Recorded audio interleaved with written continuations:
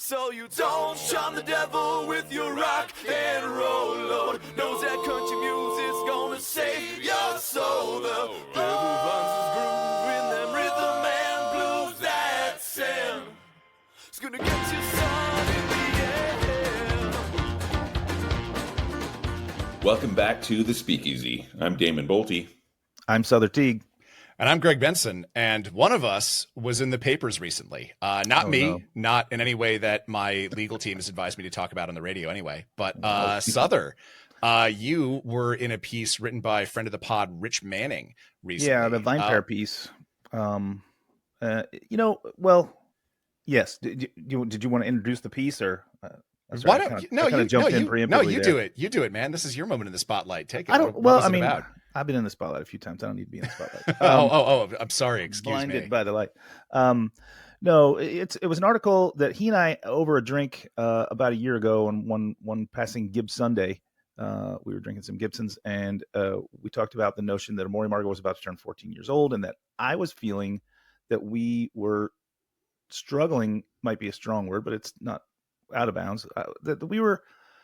It's a difficult place to be. We're not brand new anymore, so we're not in the press all the time as we were for the first several years of our run.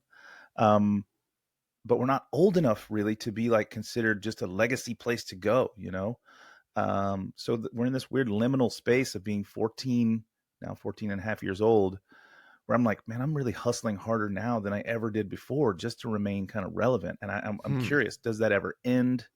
When we get to 20, will it be like, we can kind of relax a little? And frankly, I'm worried, and I don't think so. I'm working harder now to stay relevant than ever in the past. And it's like, wow, have I simply picked a career, a job, whatever you want to call this, where it only gets harder? It just kind of never gets easier. And that was what the whole article was about. It involved me and Williams and Graham up in Sean Kenyon's place up in Colorado, and oh crap! Now I'm forgetting the name of the other bar that was involved down in Washington D.C. It was Jack Rose. Jack Rose. I was about to say it's the name of a cocktail. Yeah. And how we've all been around the same amount of time. We all opened in 2011. I didn't realize that. And we're all 14, close to 15 years old, and how we're all having this same struggle because the consumer out there, love them, got to have them, but they're constantly seeking something shiny and new. And my neighborhood, like I'm right next door to. I with a good enough slingshot, I could hit Schmuck, Paradise Lost, Bar Snack, Super Bueno, Romeo's. Those are all literally right around me, and they're all. Well, yeah, I mean, Death Co's been around though. They're falling into that legacy part. I'm just saying, all these are just brand new, shiny, getting all the attention, and like, I'm all about building a bigger pie so we can all have this, a nice slice. But the slice is getting thinner. That's all. I mean, I think it's a real surfacey article, and I'm happy that it exists. So maybe it'll put people's eyes on. But like one of the things I said in the article is like, you could gather a room of 100 people who are just cocktail interested consumers, cocktail sort of nerds, I would say. And you could ask, who here has heard of Amori Margot? I think all hands would go up. 99 out of 100 hands would go up. I then would say maybe like, hey, who here has been to Amori Margot of that same group? And I bet more than 80 hands would go up. But then if I said like, well, when's the last time you were at Amori Margot? Was it within 6 months? Was it within a year? Was it a year and a half? Sadly, the hands go up at the later part of that question, right? So people who say they love the bar don't come enough. So what my quote was in the article was, well, you're loving the bar to death, right? You got to show up if you love it. Yeah. But how do we take that attention away from all these brand new things? I don't know. It's a tough place. I don't want to sound like I'm crying about it. I'm just pointing it out. It exists, And totally. I think, we're in a hard market here in New York. Like if I'm in Des Moines, Iowa, and I open up a bar, I probably hang on. Oh, Lansing, right. Michigan. Lansing, Michigan. Right. That's our punching bag for 2025. That's right. Sorry, I forgot. If I'm in Lansing, Des Moines, Michigan, cool now. Yeah. If I'm in Lansing, Michigan, and I open up a bar, I probably buy the building, and I probably expect that I'm going to give this bar to my children, right? In New York City, you open up a bar, you get a 10-year lease, and you hope you make it to the end. And when you do, you renegotiate and hope that it doesn't go up so much that you have to go out of business. Right. So like the rules are just different here. So I'm just curious to know where I'm at in that scale at 14 years old, approaching 15. I mean, it's always busy when I go in there. Just say it. I mean, Thank you. I think that's your entourage. That's your entourage, Damon. That's the people you bring with you. Yeah. Well, I would like to piggyback on this as well. It's not just the guests; it's also the staff.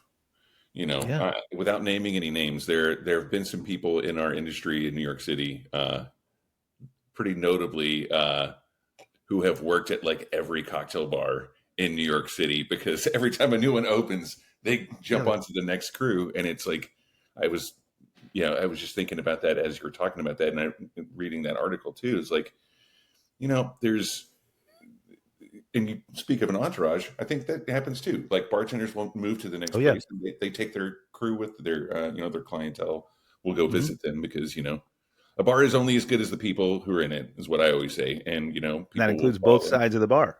Exactly. No, it includes everyone. Yeah. So, but it is interesting, but I still think that, to me, Amore Amargo is definitely a legacy bar, Well, thanks, man. Because even if you don't know, I've been all over the world, and I've seen people wearing the I Heart Bitters button on their bar aprons, and I'm like, cool, Sother Teague? And they're like, what? I'm like, they're fans without knowing that they're wearing your business card. Yeah, I know. I love it. Yeah, that was a purposeful move. The I Heart Bitters doesn't say right on the front of it. It doesn't say Amore Amargo. If you look closely to your I Heart Bitters pin, listener, around the edge has always been, for 14 years, my information.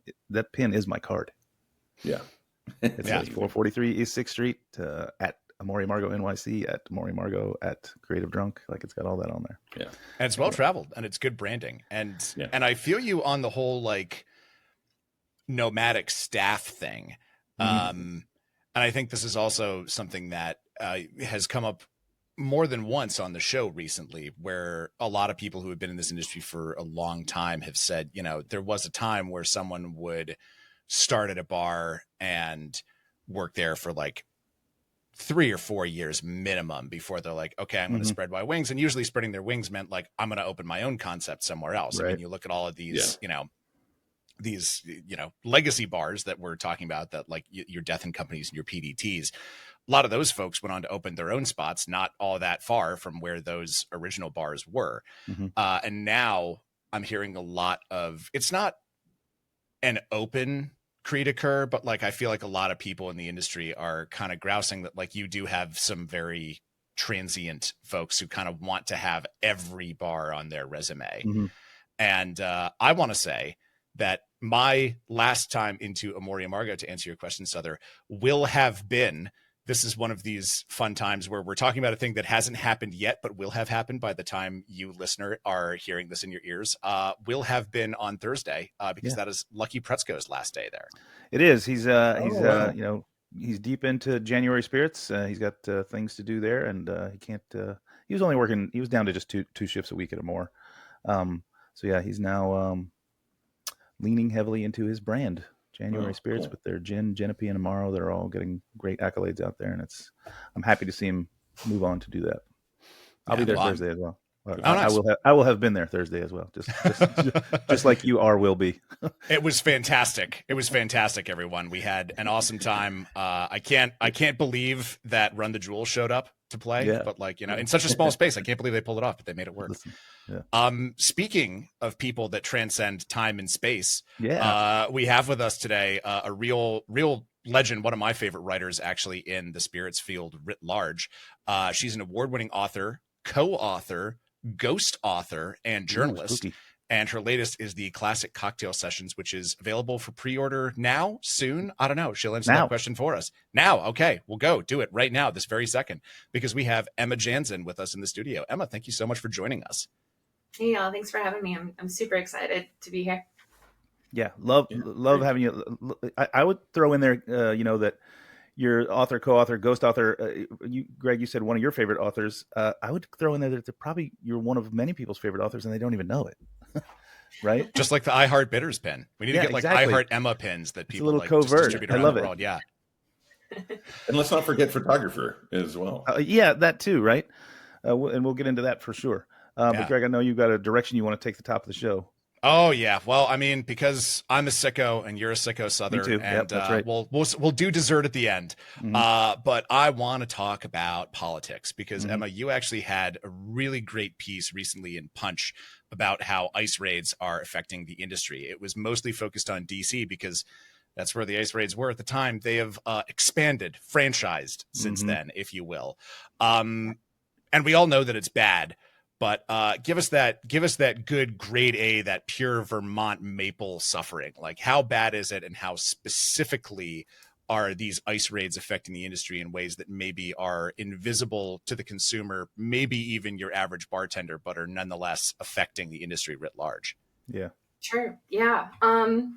Yeah, that was a challenging story to put together. It's one that I wanted to start writing and like pretty much immediately, like this time last year, after the election happened.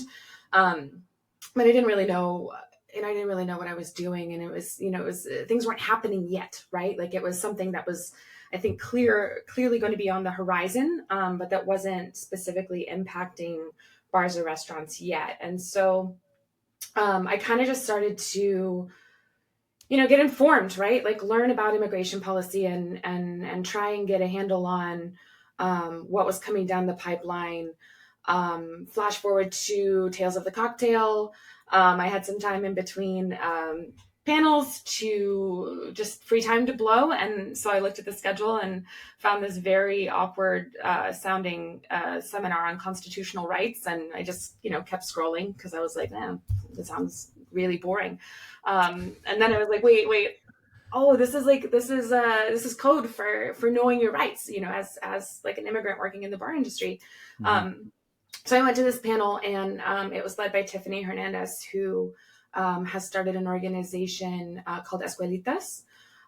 She's a bartender based out of Denver, Colorado, and she, at the beginning of the year, also kind of saw what was coming down the pipeline with this administration, and wanted to do something about it. And she's a bartender. She's been a bartender for 13 years or so, and she also didn't know what to do, and so she kind of just leaned into her skills, which were, I can organize people, I can throw an event, I can get a brand sponsor. I've got a friend who's an immigration lawyer. Let's pull these people together in the same room and start telling bar owners and employees what their rights are, and how they need to prepare for what this mass deportation effort that's coming down the line. And so basically I was like, okay, great. I got my source, and things were kind of starting to bubble, right? Things were starting to happen in Washington, D.C. around this time. And so that's kind of like how the story came to be. It was a challenge, it was a challenging one to write, I think, because things were just really starting to go down in Los Angeles and in Washington, D.C. Hmm. And so many bars, it was actually really hard to find people who wanted to talk about it. Because I think so many bars around the country just weren't being impacted by it yet, and also B, didn't think that they would be. And so I talked to a lot of people in DC, I talked to a lot of people in Los Angeles, and then some other cities around the country. Overwhelmingly, people who were already being directly impacted by raids or by the threat of raids. And it was grim, right? I think in terms of like who's being impacted the most, it was definitely cocktail programs, because I wrote it for Punch and they wanted this to be very like cocktail bar specific. Hmm. It was really cocktail programs in restaurants. I didn't talk to a ton of people who were in standalone bars yet, because I think the efforts had not really just expanded into that area. I did most of the reporting in August, and so all of the things that have happened in Chicago since were not happening at the time. Yeah, it was bad. I mean, the one of the first people I talked to worked for a restaurant group in DC, and the first thing she said to me was, "I've been on the phone all day trying to find 2 employees who have not collected their paychecks yet. They didn't show up for work on Friday. It's now Monday. We've been calling their families. We showed up at their house. We can't find them." And then after the story came out, I followed back up with her, and I was like, did you find them?" And she goes, "Yeah, they were deported." Yeah. Damn. They were taken and they were deported. And so she was canceling their checks and trying to find a way to get their paychecks to them in some other kind of way. It's a Wow. tough situation to untangle. You know, even today, I woke up this morning to see that there have been raids today here in Chinatown with the big new ICE military tank looking trucks, and you know, citizens fighting back, and you know, it just seems like a manufactured chaos, especially right. You know, we're less than 2 weeks away from the mayoral election here in the city, and it just seems like it's all targeted and directed at you know, misinformation, disinformation, confusion, and chaos. So it's a hard thing to do. In the article, you know, where did you land on how people can, you know, be offensive against this thing coming at them, you know? Yeah. And I like, think, what do you think would work? yeah, there, you know, what's great about Tiff and the organization that she's put together, and they've done presentations at BCB and at Tails, and they're trying to take it into a more national platform. They give you like real actionable items, right? And for bars, and also for people who want to be allies and who want to help support. And I think what struck me also about her presentation was there is a lot more that everyone can be doing than I think meets the eye, or that would come to mind immediately. So, you know, I know a lot of bars and restaurants are already, you know, doing passing out Know Your Rights pamphlets, right? And educating their staff on what they can and cannot do. But there are other things as well, right? So in a bar or restaurant, ICE agents are only allowed to enter public spaces, right? They can't go into private areas. So clear signage that says this is an employees only space, this is personnel only. That can kind of create a barrier between someone who's just walking into the door and employees who might be at risk.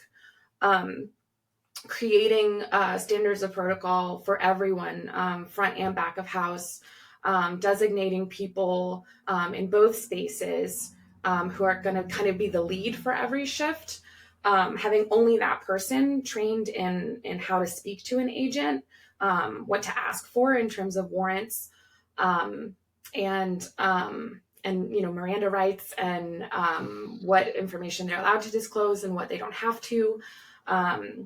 Things of that nature. Also having the phone numbers for immigration attorneys, civil rights attorneys, employment attorneys, having all of those things ready just in case someone walks in. Having a number for a local rapid response network is really important. And then also having someone basically being designated to record interactions, because I think as we're seeing now across the country, ICE agents are not necessarily following protocol anymore, right? Right. This is the big problem. I think that we can be as prepared as we want to be with all those things you just listed, and they're great. And like at my bars, we have signage everywhere that says all that stuff about knowing your rights in the back of the house. For those people, we do have signage on doors that say this is not a public space and things like that. You know, the best we can do. But if we're following the rules and they're not, then these are all preparations for not. Yeah, it's a good starting point, basically. Yeah. And I think it's going to be a moving target, and it's going to continue to be a moving target as ICE agents just completely throw the rule books out the window and continue to treat people, I would say, inhumanely. Well, bigger problems than I think we can solve here on the little Speakeasy podcast. But don't sell us short, man. I don't know. Yeah, it's good that we've got a Spirited Award. We could turn this whole thing around right here if we have a little brainstorming session. Right. It's good that we're thinking about it. Well, speaking of Spirited Awards, let's shift the conversation a little. Notes here say that you're tied with Jim Meehan for second most Tales plates in the writing and media category, and we all know who's first. And we talked a little bit about it at the top of the show for pre-order now. Classic Cocktail Sessions is out there. But so what are you working on now? I'm sure you're not taking a break. Oh no, there's no breaks. Unfortunately. So at any given moment, I'm probably working on 3 or so different books in various stages of production. Mostly because, part of it is business, right? The book industry, the way that they pay out is not like sustainable for an annual salary. Money I comes know. in. Yes. Yes, you know. And so that's part of it. So right now, let's see, what am I doing? So we're finishing up the classic cocktail sessions. We're looking at cover designs this week, which is super exciting. And then usually we have one round of full edits. It would design, photography, the whole thing, and then we don't really look at it again until it's published. This one, I think we might need a little bit more love before it's finally ready to go. But I'm super excited about it. It's the follow-up basically to the Bartender's Manifesto, which I wrote with Toby Maloney, who most people know from his work with the Violet Hour in Chicago, which is sadly no longer open, but definitely a legacy bar, as you all were speaking about before. Right, which only goes to prove that just because you achieve legacy status doesn't mean you get to stick around forever either, right? Yeah. So it's a super fun project. Toby likes to call it a prequel to the Manifesto, because Manifesto is very much like it's like school, right? It's like a college course on techniques and philosophies of making cocktails. And when we wrote that book, we wrote basically we turned in a manuscript that was 2 times the size of the finished published product. Oh my God. It was intense. At the kind of the last minute after we turned it in, our editor said she didn't want it to be the Violet Hour cocktail book anymore. That's when we came up with the name, The Bartender's Manifesto, which was a curveball. I basically had to carve out a book out of the bigger book, so that it would kind of follow that ethos.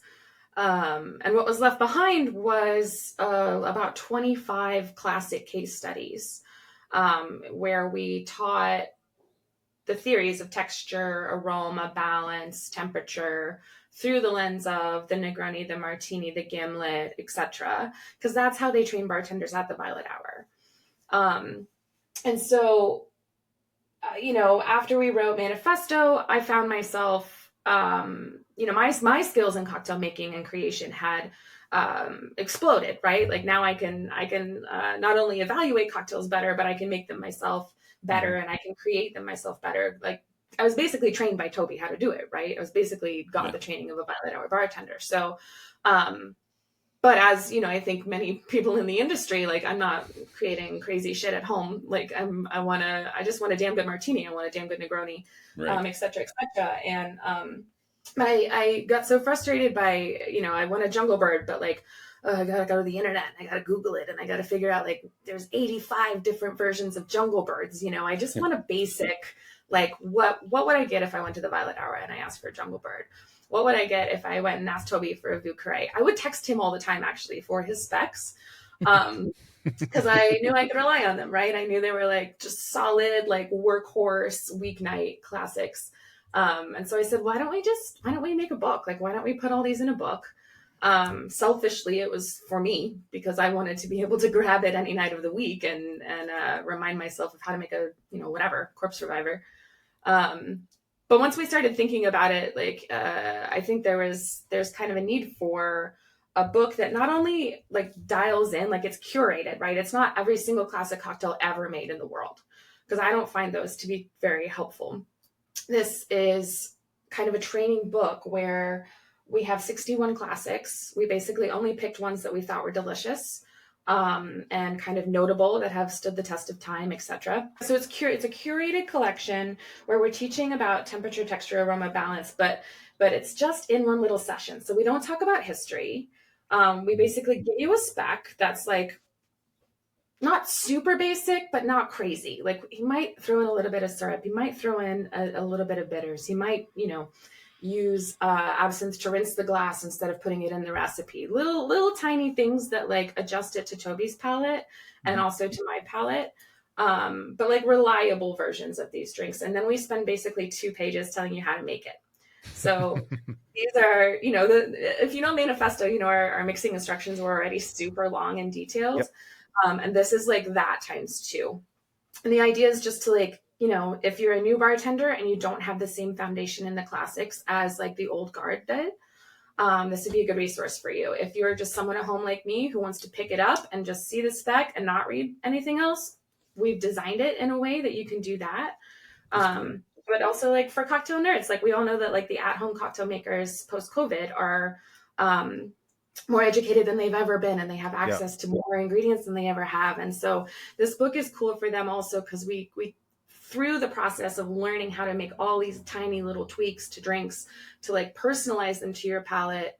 And then we also give you a tip for like not riffs, but like, again, like maybe you split base your vermouth, maybe you use aroma in a creative way, blah, blah, blah. I think it'll be good for that crowd too. You know what's cool about this? We were talking about earlier about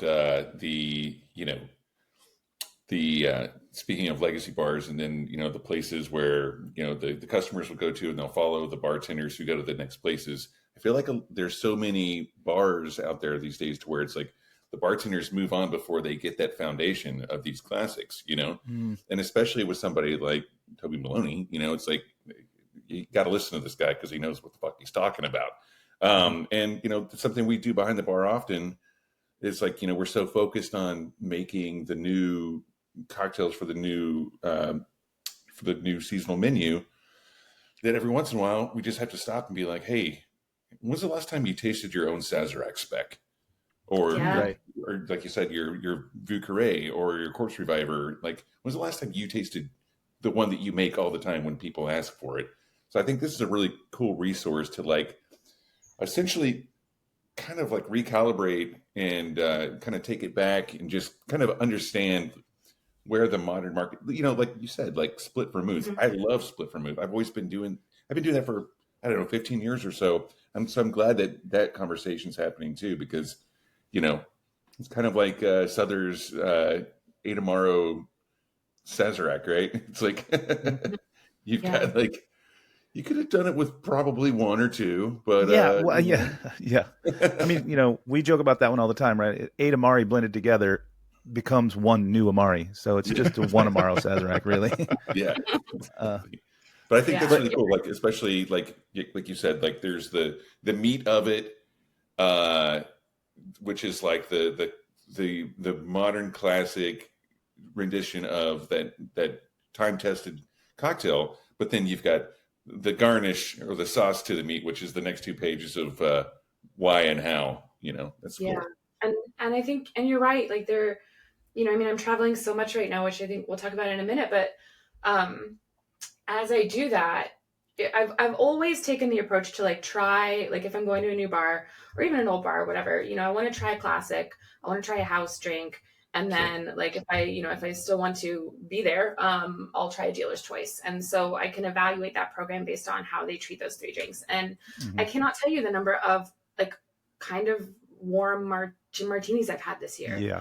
And it's such a small thing, but it really is like, if you don't fundamentally understand how to get your cocktail the right temperature, like how are you wasting time on doing anything else? Like it has turned into the kind of thing to me that like makes the difference between a good bar and a great bar. How cold is your martini? Can you nail that temperature? Like, does your texture suck? Like, for me, it's a daiquiri. The texture on a daiquiri. If my daiquiri comes and it looks like a sauce that's about to break, you didn't emulsify it enough. The texture isn't right. Like, come on, guys, shake it awake. Don't rock it to sleep. Let's get in it. Yeah, exactly. Well, and this kind of segues into something I really wanted to ask you about, because you've been a full-time spirits writer for a decade now, which is a real flex. I mean, that's fairly unheard of. Listener, if you want to start as a spirits writer today, do not put this on your vision board. It is a tough thing to achieve, and it's only getting harder. But I wanted to ask how the things you're reporting about and also the things that you wanted to say and write about has changed, because I'm sure, 15 years ago, you could write an article that was basically, have you heard of a last word? Here's what it is. And now we just recently referenced a jungle bird without any of us feeling the need to explain a jungle bird is a cocktail that uses, because I think all of our listeners pretty much know what it is at this point. So how has the things that you feel serve the industry to write about evolved over that time? That's a really good question. And really for the first, you're totally right. For the first part of my career, I was the drinks writer for the newspaper in Austin, and then I became digital editor at Imbibe magazine. And in both of those jobs, I had to know a lot of things about a lot of different drinks, right? I had to cover beer, wine, spirits, cocktails, coffee, tea, sodas. This was before the RTD thing came out. I had to know so much. And I think over time, which is like, it's a natural thing for a writer, as you're finding your voice, you're figuring out what it is that does interest you more than anything else. And so that was definitely where I was at towards the end of my time at the magazine. And I left at the beginning of 2022 to be totally independent and really focus on more of the stories that I wanted to write. I think these days, it's cool to do the book stuff because it kind of sets a foundation for my work, and then frees me up to not have to write about every little thing. Now, I still have loads of ideas, right? Like I'm writing down story ideas every fucking day, and I'm like, oh man, I wish I had like two me's, or like in Harry Potter where she turns the time back and then like she goes to more classes. See, listener, I told you Emma transcends our temporal plane. Yeah, I'm a nerd like that. So, yes, these days, to answer your question, I'm most interested in writing about, I think, I don't know, things that are maybe overlooked or misunderstood, or that are being left out of the conversation. I'm interested in writing about bar programs and spirits that like have a distinct sense of place and a distinct sense of culture. I'm a classic millennial, right? I was raised in suburban areas where it's all chain restaurants and everything's the same, and you go to the mall, and you go visit your grandma in another city, and well, guess what, it's the same restaurants and it's the same malls and shit. And I think I'm so tired of that homogeny that I'm really most interested in figuring out what makes the place tick, and then trying to communicate that to people in a way that stays true to the material and the spirit of that place. So that's why obviously I write a lot about mezcal and agave spirits and spirits from Mexico. Well, you've opened the door for us to talk about the dessert that I promised the listener at the beginning of the episode when we did our little spinach there about politics, because you've been traveling a whole shitload recently, and you've been to some really, really cool places. So tell us where you've been and where you want to go next. Yeah, shitload is a good way of describing it. It has been, travel has definitely ramped up over the last couple of years. I think for me, the most exciting places that I've been for drinks and bar scenes recently, this year I started off the year in Buenos Aires, and then went to Lima a few months later. And there's such a fresh energy down there that it's somewhere I want to explore a lot more. I think next year I'm probably going to end up in Cartagena and Sao Paulo and maybe Medellin. Hopefully all three. We'll see how many trips I can squeeze into small periods of time, including deadlines. But there's such a fresh energy down there, and also like this unbelievable bounty of produce and ingredients that is just so exciting. And seeing the ways that they're creating cocktails centering these like indigenous fruits and vegetables and flavors is very exciting. The other place is Asia. I think everyone's been excited about Asia for a while, and I'm just got home a few days ago from being in Hong Kong, Bangkok, and Taipei.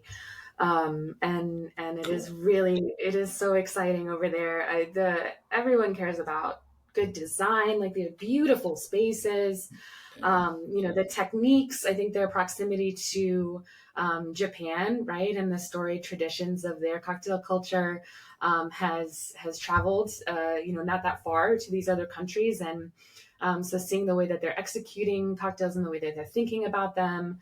And again, with like the local flavors, I was just in Taipei, and it's a very large tea growing country, and so we went to a tea farm, but then we also went to several bars, and every bar had like a tea pairing, or Rad. the most exciting one was that for me was at a bar called Under Lab, and they had a menu where they had cocktails with tea, house cocktails, and then they had this like 2-page spread where one page was a list of classics like Negroni, Gimlet. I think White Lady was on there because that's popular over in that part of the world, which is funny to me and awesome. Martini, et cetera, et cetera. And then on the other side of the page, it was tea types. So it was like, do you want oolong? Do you want green tea? Do you want black tea? Do you want pu'er? And so you pick the classic and then you pick the tea. And then they would make you a drink. So like so many different possibilities. And then like all of the ones I tasted were just stunning. And tea is such a cool ingredient because it adds so much complexity, but also tannin, so it dries things out. And I saw that like all over Taipei. Like every bar program had these gorgeous tea-based cocktails, which was again expression of culture, right? Through drinks, which was just delightful. Making me miss my little bar Blue Quarter. The pandemic took away. Every cocktail we involved tea in some way, right? That's tea right. infusion, tea dilution, tea syrup, tea ice cubes, tea smoking, etc. Yeah. Well, so that's where you've been. Where are you going next, or where do you want to go next? Yeah, I mean, I really am, I think, going to focus on South America next year, in addition to Mexico, because I'll be down there a lot for book reporting. And then that's kind of it. I mean, I love Italy, and I might go back to Italy next year for a minute, but I'm kind of more interested in hitting ground that I haven't seen before. So Cartagena, Medellin, Sao Paulo. I'm stoked. My favorite thing about being like in Bangkok and in Taipei was like mostly in Bangkok was the garnish of the drink was typically like a little snack, like there's the old school cocktail, the ideal cocktail that's supposed to come with like a little ramekin of almonds on the side. But every bar I went to in Bangkok, there was always little snacks, and mostly it was cashew nuts, which I was like, like every time I go to Trader Joe's, the basket's pretty much all cashew nuts. So to have them like gratis, and a lot of the bars would put a little side of tea, just like on the side, and it was so cool. But then also when you talk about like going to Italy, I love going in Spain too. It's like there's always like some sort of little snacky charcuterie thing or something these days, and like especially like in Florence, and like I love that. I think that's something I've always wanted to kind of write about, is just like the kind of that extra step. It's also hospitality, right? It's like giving you a little snack to go with your cocktail, and it's just awesome. But I wanted to ask you a question with all this travel, which I think is pretty interesting. And whenever we get to travel internationally, especially Europeans don't seem to understand this, and they don't understand the reasons behind it, but they don't understand why we freak out about Havana Club, and every time we're at duty free, like we're buying as much Havana Club as we can. And I think Americans don't get it either. We don't get it. I know. Just a quick interjection. The first time Natalie went with me down to Tales of the Cocktail, she came back from, did separate things or whatever. When she came back to the hotel, she's like, "Hey, this guy gave me this. It's pretty cool, right?" And it was a bottle of Havana Club, and I was like, "Yeah, it's great." She goes, "But like, it's worth a lot of money, right?" And I was like, "It's like $9 a bottle." Yeah. And she's like, "No, but it's cool, right?" I thought it was really cool, and I was like, "Well, yeah, you literally can't buy it here." Yeah, exactly. That's why it's like there's just stuff we just can't get. Right. That leads me to my rare, but it's not expensive. Exactly. Right. Exactly. Yeah. It's just unfortunately unobtainable in the States. But I wanted to ask you about that, because with so much travel internationally, as you get to do you still have that kind of like Tomb Raider kind of vibe where you're like you're fine, especially when you go down to Oaxaca, right? Like you're always bringing, I'm sure you have lots of repurposed Coca-Cola and water bottles full of single village mezcals. Do you still have that spark Does it still excite you when you travel? Do you bring stuff back, or are you just always on the road, so it doesn't matter? No, I definitely still have it. I'm definitely Okay. like a childlike wonder when I get to taste something that's new to me. And or or something maybe that's not even new to me, but tasting it within the context of where it's made, I feel like Totally. Totally. Yeah. It tastes like different. it tastes different, like it's so cool. Yeah. No, I'm totally into that. Every time I travel, I try to bring home, I try to find a bottle of gin that is made Totally. using like local botanicals or something like that. Right. Not only because I love that and I drink a lot of gin, but also it's like the one thing I try to bring home for my husband to like say, forgive me for leaving again. Here's a cool bottle of gin. Here's how to cope Let's with get it. drunk. Cool bottle of gin. When I think about newspaper journalists, I'm like, oh, well, they definitely drink a lot. So I want to know where you were drinking when you were at the Statesman. I kind of think I have some. I have a guess. I bet you probably spent a little bit of time at the lobby bar at the Driscoll downtown. Great Uh, bar.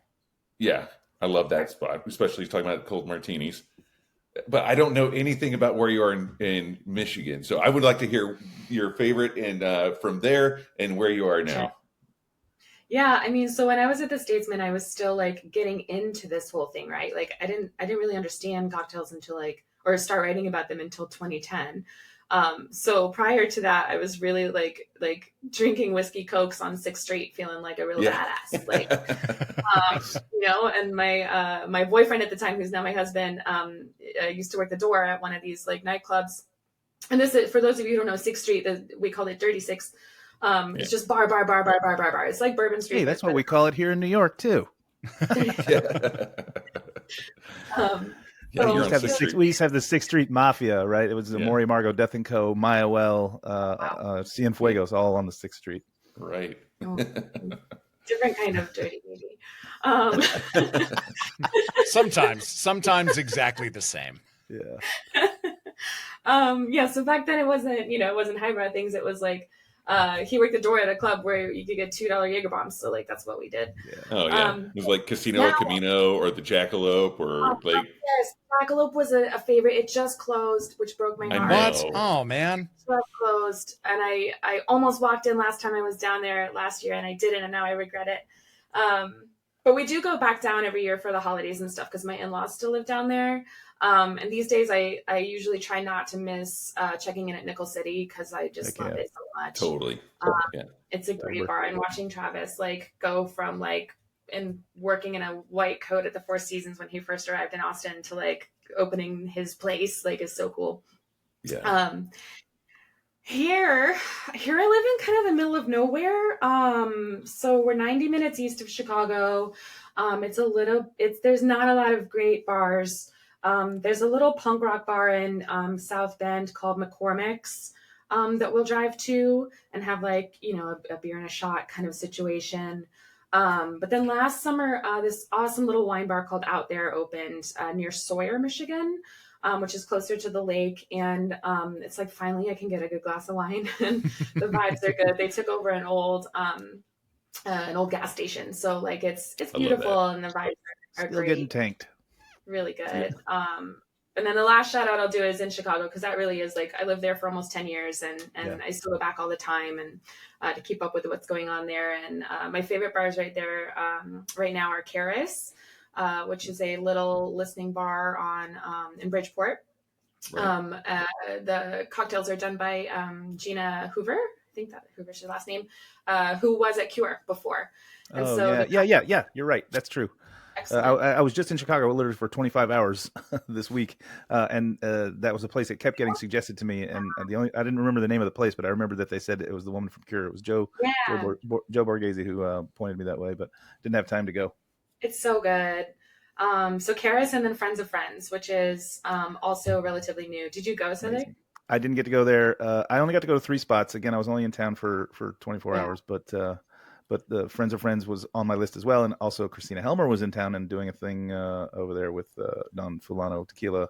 She texted me and she said, come to the thing. And I was like, my time is not my own when I'm on a job. So I did get to go to a couple of cool ass bars though. Sparrow was outstanding. Lemon was very like community driven, awesome.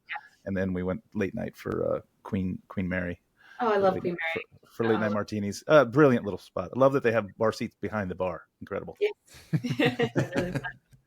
Amazing. Man, what a pleasure having you on, Emma, and getting all this information out of you. Really appreciate you giving us all this time and digging pretty deeply into the stuff that you do and giving us all this insight.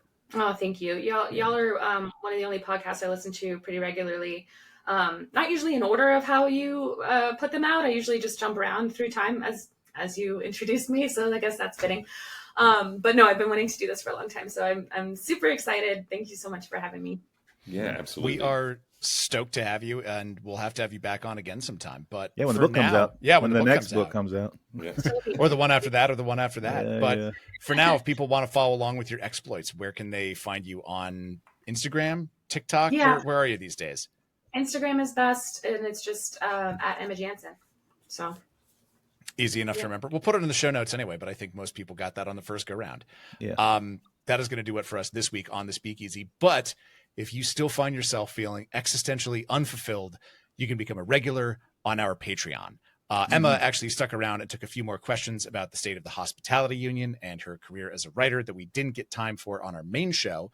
So if you want to hear the full conversation, you can sign up and become a regular right now. Do it right now. Yep. Our regulars get longer episodes with bonus content, no ads, cocktail recipes from all of our guests, access to our live monthly hangouts, and a free cocktail kit each and every month from our friends at Shaker and Spoon. That next After Hours hangout is happening on Monday, October 27th. So be sure to fire in your suggestions of what you'd like to drink along with us as we tackle listener questions live, uncensored, and off the chain. And speaking of off the chain, After Dark Confessions is back on Thursday, October 30th, next week at 8 p.m. at Sunday Bar. They've really pulled out all the stops for Black Lagoon this year. It's awesome, seriously. So our show this month is going to be extra sacrilegious. So if you ever wanted to sit in a spooky setting while I anonymously read the most embarrassing thing you've ever done out loud to a whole crowd of strangers, your time is now. And as always, you can find us on YouTube. No paywalls, no passwords, just good old free streaming. We do it because we love you. And speaking for myself here, because we're a little bit exhibitionists, but please, while you're there, hit like, hit subscribe, leave a comment, help us beat the algorithm. That's youtube.com/@speakeasy.podcast. And be sure to tune in next week when our guest is actually a good pal of mine, Rob Easter of Workhorse Rye and Modern Ancient Spirits. I've known Rob for a minute, and I can confidently say that no one else in this industry has a brain that works exactly like his does. And we might be dropping some news about a little collab that he and I are working on. So whatever you do, don't miss that. But for now, cheers, everybody. Cheers, guys. Thank you. So you don't shun the devil with your rock and roll, Lord. Knows that country music's gonna save your soul. The devil runs his groove in them rhythm and blues that sing. It's gonna get